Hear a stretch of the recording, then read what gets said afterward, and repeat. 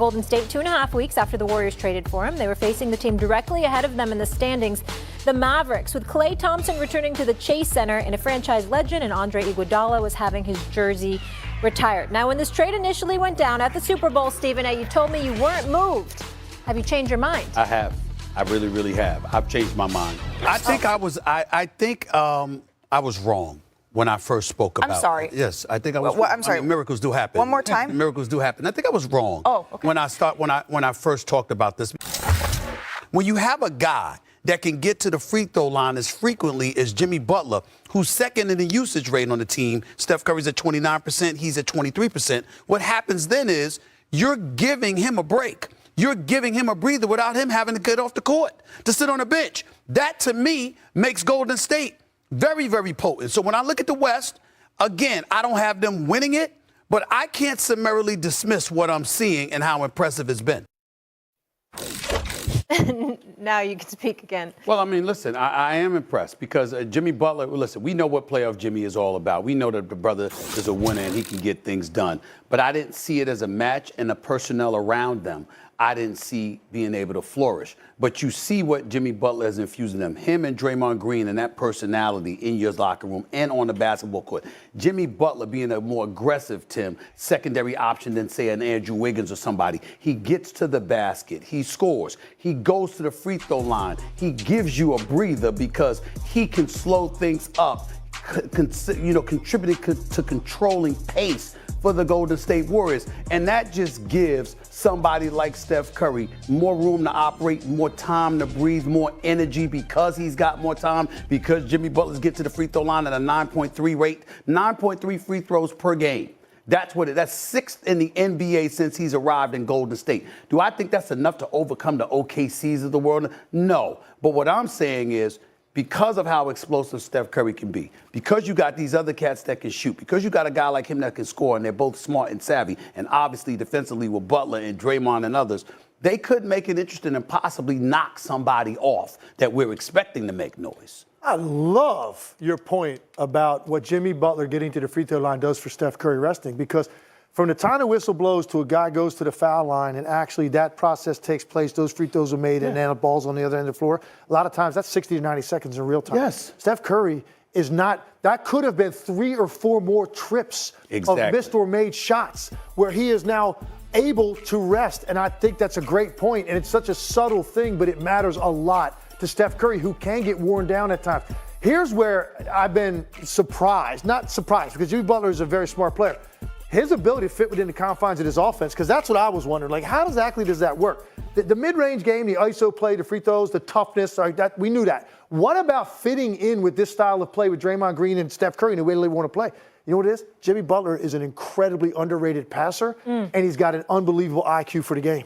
So he finds the right space to occupy. He knows the next pass to make after he receives it. So all of that continuity stuff still works with Jimmy Butler doing his thing. I've been incredibly impressed. And I also see them running out into the locker room now, onto the floor out of the tunnel.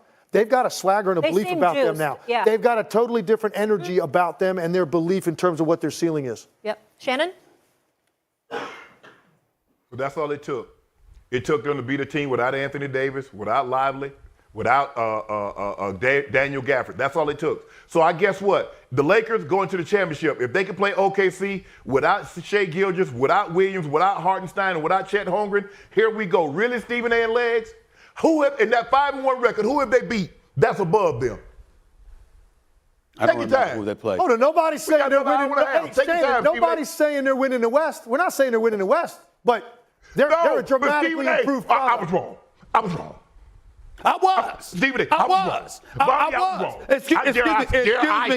wrong. Excuse me. First of all, you should hold on because you're not going to hear me say that very often. So you should hold on to those moments, okay? That's number one, okay? Number two, you're one of the people who taught me this. Listen, when you're watching the nuances of the game unfold before your very eyes, everything is not predicated on just the competition of play sometimes. Sometimes you're watching how teams seamlessly work together, and then you're imagining what they could do on any given night. That's all I'm saying. I don't think they're going to the finals, but do they have the potential to knock off somebody in the West, Shannon? I think they do.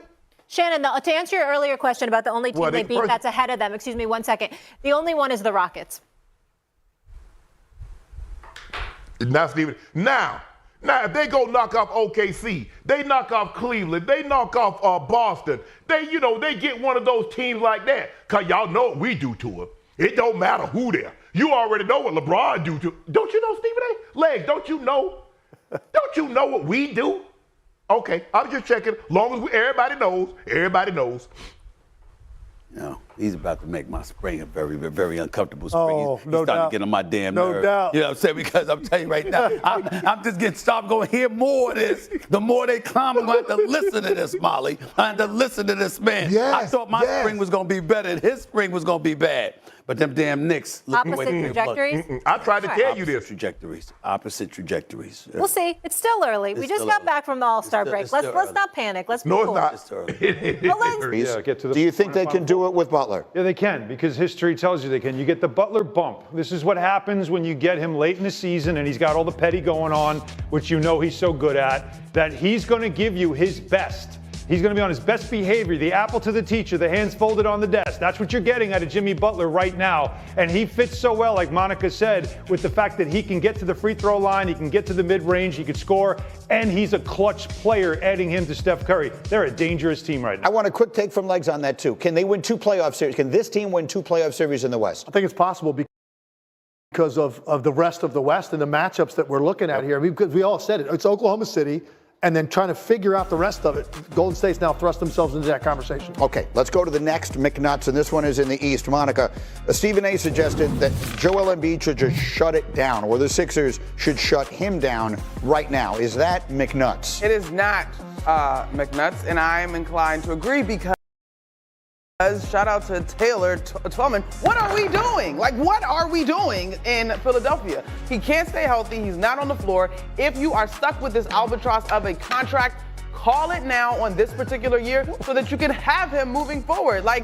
This, to me, is not making the situation. Why are you laughing, Alan? Can we show that again? What? It's effort. Isn't that what you want to see? Is it though? No? Okay. Is it though? Look, I'm sorry, this was hilarious. Joel The reaction of the player, the offensive player. It's not the best thing I've ever seen. So here it is again. What's the offensive play? I'm I sorry. didn't realize the offensive player looked Did something just fly by me? What was that? Is that a? I'm sorry. Was that a bird? Okay, so, Sorry, Monica, I blew up your whole spot. No, it's fine. No. This is way better. so look, I'm old enough to remember when Joel Embiid was the most valuable player in the NBA. Yeah. It was like 2 years ago. Right. How did we go from that to he should never have played in the Olympics, which I agree with you on. How in the world they allowed that, I have no idea. To now he has the worst contract in the league, to let's just shut him down and hope that somehow he gets it and gets himself into shape that we've never seen him be in maybe in his whole career in time for next year. Because at this point, all you're trying to do is salvage some sort of a return at some point. And despite Allen's desire, right, to inflict punishment upon Joel Embiid and force him to play every night, I don't think that's the right way to go. And I understand that mentality too, by the way. Hey, man. Why the hell do I got to paying you. take losses? Why you get to sit out? Give me something. Come on. I understand it, but the bottom line is we're watching this guy. He is hobbling around, ineffective defensively, a perimeter player offensively. No, shut it down and maybe you get something on the tail end of this contract. Okay, let's talk about another